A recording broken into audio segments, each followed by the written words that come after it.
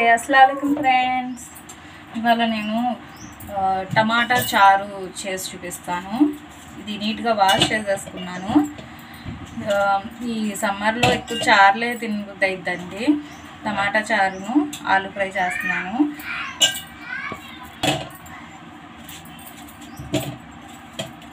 ముందు ఈ టమాటాలని ఇలా పీసెస్గా చేసి పెట్టేసి దీంట్లో కొంచెం ఉప్పు, పసుపు, కారం, నేను కొంచెం చింతపండు కూడా వేస్తానండి. టమాటా ఆల్రెడీ పుల్లదనమే, కానీ కొన్ని టమాటాలు పుల్లదనం తక్కువ ఉంటాయి. నాకు ఎందుకే ఇవి కొంచెం పులుపు తక్కువ అనిపిస్తుంది. సో అందుకని నేను వీటితో పాటు చిన్న ముక్క చింతపండు కూడా వేస్తాను ఫ్రెండ్స్. దీంట్లో నేను ఆలు ఫ్రై చేస్తున్నాను. ఆలు ఫ్రై మీకు క్రిస్పీ ఆలు ఫ్రై పెట్టాను కదండి, ఇదిగోండి. ఎక్కువ వేడలా కొంచెమే పసుపు, కొద్దిగా ఉప్పు,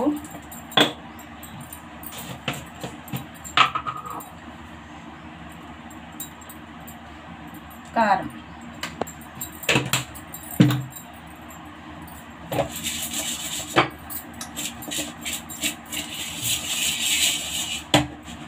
వాటర్, ఒక గ్లాస్ వాటర్ వేసాను.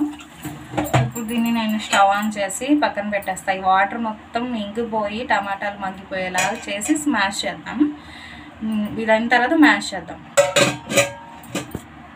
ఇదిగోండి టమాటాలు ఈ విధంగా ఇంకొంచెం వాటర్ మొత్తం పోతే అయిపోయింది.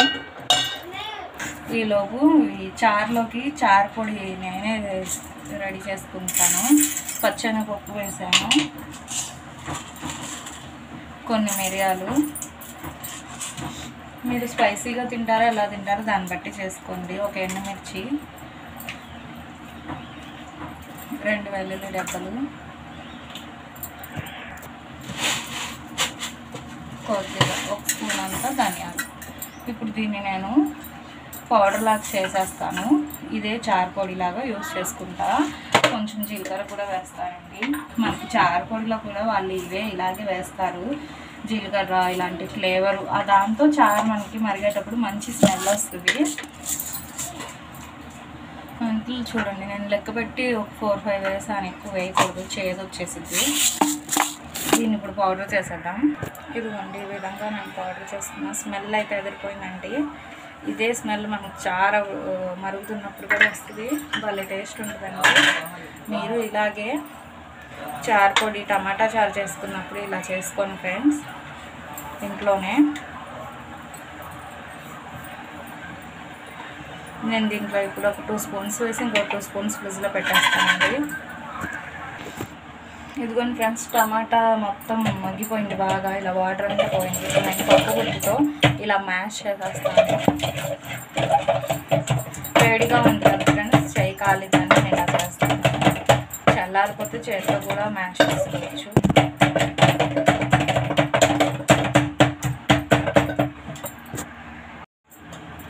ఇలా మొత్తం మెత్తగా మ్యాష్ చేసేసిన తర్వాత ఇంట్లో వాటర్ పెట్టాను.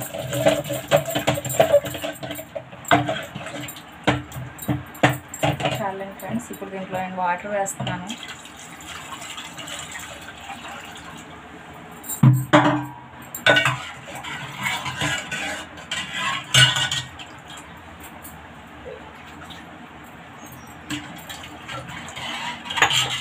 స్టవ్ ఆన్ చేద్దాం. స్టవ్ ఆన్ చేస్తాను. ఇప్పుడు దీంట్లో కొంచెం కరివేపాకు, ఒక పచ్చిమిర్చి, ఒక ఆనియను, కొద్దిగా కొత్తిమీర, ఇందాక నేను చారు పొడి చూపించాను కదండి, అదొక 2 స్పూన్స్ వేసాను. స్మెల్ అయితే చాలా బాగుంటుందండి, మీరు ట్రై చేసి చూసుకోండి. ఎందుకంటే జీలకర్ర, ఇది అంటే నల్ల మిరియాలు అన్నీ వేసాం కదా, చాలా బాగుంటుంది చారు అయితే. ఇప్పుడు ఇది బాగా బాయిల్ అయ్యేలాగా పెట్టి తాలింపు పెడదాం. చారు బాగా మరిగిపోయిందండి. ఇప్పుడు దీంట్లో నేను కొంచెం 1 స్పూన్ ఆయిల్ వేసి కొంచెం నెయ్యి వేస్తున్నాను. ఇది బంగాళదుంప ఫ్రై చేశానండి. బంగాళదుంపలు తీసేసి పక్కన పెట్టి అదే ఆయిల్లో పెట్టేసాను నేను, మంచి ఆయిలేనని. దీంట్లో తాలింపు గింజలు, సాయమినపప్పు, ఆవాలు, శనగపప్పు,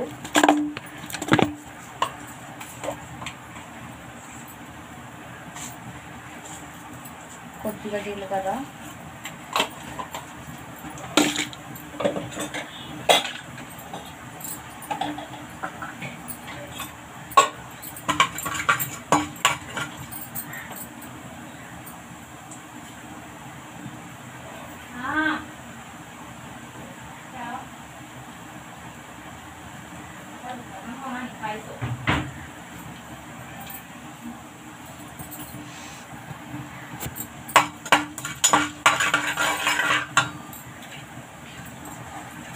వెల్లుల్లి రెబ్బలు దంచేసాను,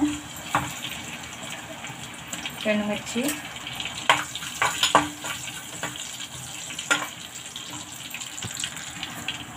కొద్దిగా కరివేపాకు, కొద్దిగా కొత్తిమీర. ఎండాకాలంలో ఎక్కువ వరకు ఇలాంటి చారులే తినబుద్దవుతుంది. కర్రీస్ లాగా చేస్తే నోటికి రుచి అనిపించదు. సో అందుతో నేను చారు చేసుకున్నాం. మీరు కూడా చారుపొడి ఇలాగా ఇంట్లో తయారు చేసుకుని రసం పెట్టుకొని చూడండి టమాటాలతో, అదిరిపోయింది టేస్ట్. ఇది మా అమ్మమ్మ గారు చేసేవాళ్ళంట. మా మమ్మీ నాకు నేర్పించారు. అప్పట్లో చారుపొడిలు ఇవన్నీ బయట కొనేవాళ్ళు కాదండి, అందుకే ఇంట్లోనే చేసుకునేవాళ్ళు. స్టవ్ ఆఫ్ చేసేసి ఈ తాలింపుని దీంట్లో వేసేసాను.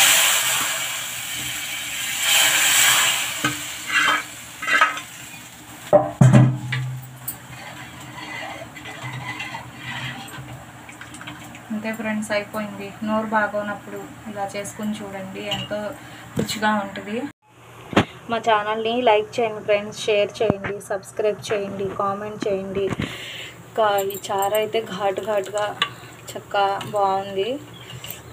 టేస్ట్ చేస్తే రైస్లో అయితే మామూలుగా ఉండదు. దీంట్లోకి నేను ఆలు ఫ్రై ఇలా చేసుకుంటున్నాను. ఓకే ఫ్రెండ్స్, అల్లా హఫీజ్.